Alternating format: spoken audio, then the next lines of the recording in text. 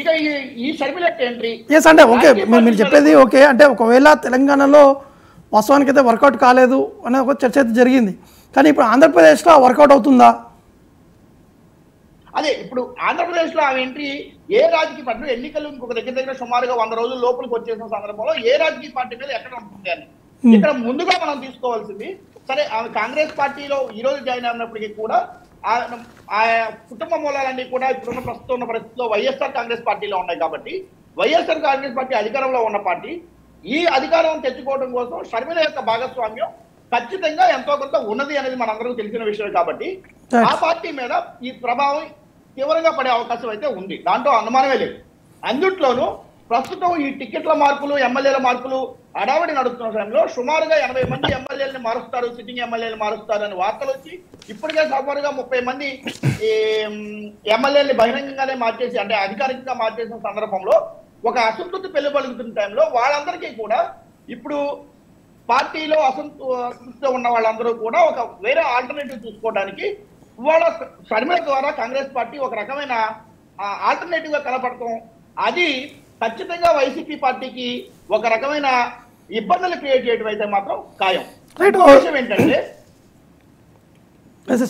ఇంకో విషయం ఏంటంటే జగన్మోహన్ రెడ్డి గారు బహిరంగంగా అనేక సందర్భాల్లో నా అక్క చెల్లెళ్ళు అని చెప్పి రాష్ట్ర ప్రజలందరినీ ఉద్దేశించి మాట్లాడే సందర్భంలో ఇవాళ సొంత చెల్లెలే ఈయన పక్కన లేదు అనే మెసేజ్ ప్రజల్లోకి వెళ్ళటం అంటే సొంత చెల్లెలో ఇంట్లో లేదు లేదా సొంత చెల్లెలో ఇంట్లో హ్యాపీగా లేదు అనే మెసేజ్ వెళ్ళటం అనేది ఒక రకంగా నైతికంగా కుటుంబ పరంగా ఆయనకి ఇబ్బందులు తెచ్చే పరిస్థితి.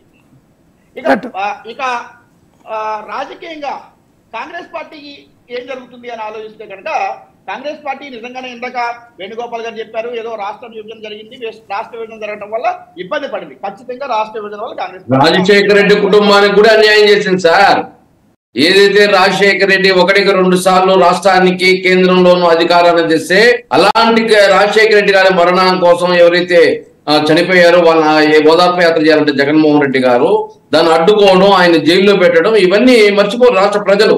ఈయనేదో బ్యాన్ అరుస్తున్నాడే కానీ ఈ రాష్ట్ర ప్రజలు అవన్నీ గుర్తు పెట్టుకున్నారు. రాష్ట్ర విభజన అంశంలోనూ అదే విధంగా రాజశేఖర రెడ్డి గారికి కుటుంబానికి చెందిన అన్యాయంలోనూ ఈ రోజు రాష్ట్ర ప్రజలు 5 కోట్ల మంది గుర్తు పెట్టుకున్నారు కాబట్టి ఈ రోజు కాంగ్రెస్ లో రాష్ట్ర ఏదైతే 1% లేదు, కాంగ్రెస్ కూడా ఓటు లేదు. మళ్ళీ ఈ నాయకులు వచ్చి టీవీల ముందు 10 ఏళ్ళు ఏమైతున్నారు వీళ్ళందరూ 10 ఏళ్ళు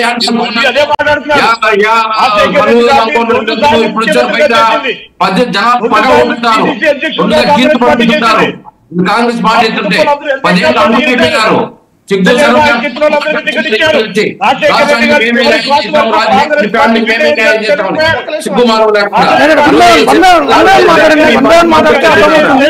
షర్మిల గారు ఎందుకు జాయిన్ అవుతారు? మీరు ఏం మాట్లాడతారంటే మీకు ఊపు వచ్చేసింది. మీకు సిగ్గుమానం ఉంది. అతనికి 10 సంవత్సరాలు ఏమైనా మీరు పంపించుంటారు కదా. రాజశేఖర రెడ్డి గారి కుటుంబం అంటే సోనియా గాంధీ గారికి, రాహుల్ గాంధీ గారికి అమితమైన గౌరవం, ప్రేమ. అందుకనే షర్మిల గారిని హక్కును చేర్చుకున్నారు. ఫ్యామిలీకి అన్యాయం చేశారు, అదే విధంగా రాష్ట్రానికి అన్యాయం చేసి ఈ రోజు మేము గుడి చేశాము, మాకు ఓటు వేయండి, షర్మిల వచ్చింది కాబట్టి జగన్మోహన్ రెడ్డి ప్రాబ్లం అంట. ఏం ప్రాబ్లం? నిలబడంటే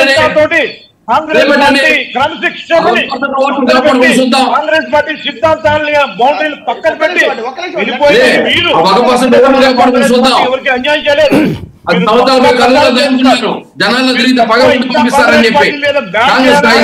నారాయణ గారు ఒకసారి మన కళ్యాణ్ గారు కంప్లీట్ ఒకసారి వేణుగోపాల్ గారు ముఖ్యంగా పవన్ కళ్యాణ్ చేస్తున్నారు ఏమన్నారంటే రాజశేఖర రెడ్డి గారి కుటుంబానికి కూడా అన్యాయం చేస్తున్నారండి. ఇక్కడ నేను ఇదే విషయం చెప్పదలిచాను.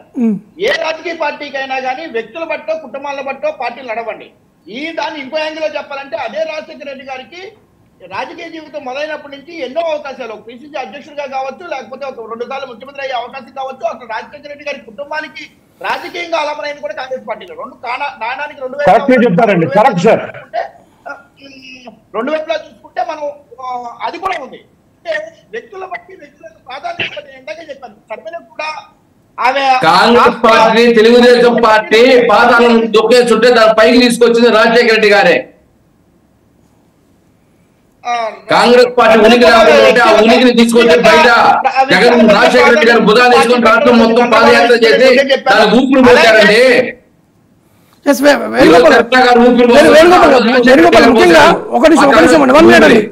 వేణుగోపాల్ గారు, ముఖ్యంగా వైఎస్ఆర్సీపీకి ఓటమి భయం కళ్ళ ముందు కనిపిస్తుంది కాబట్టే కొంతమంది కాపు పెద్దలని రెచ్చగొట్టేందుకు ప్రయత్నాలు చేస్తున్నారు అనేది పవన్ కళ్యాణ్ కామెంట్స్ కూడా చేయడం జరిగింది. మరోవైపు ఇందాక రఫీ గారు చెప్తున్నారు మా డోర్లన్నీ తెరుచుకొని ఉన్నాయి, చాలామంది వైసీపీ నుంచి వచ్చేందుకు సిద్ధంగా ఉన్నారని చెప్తున్నారు.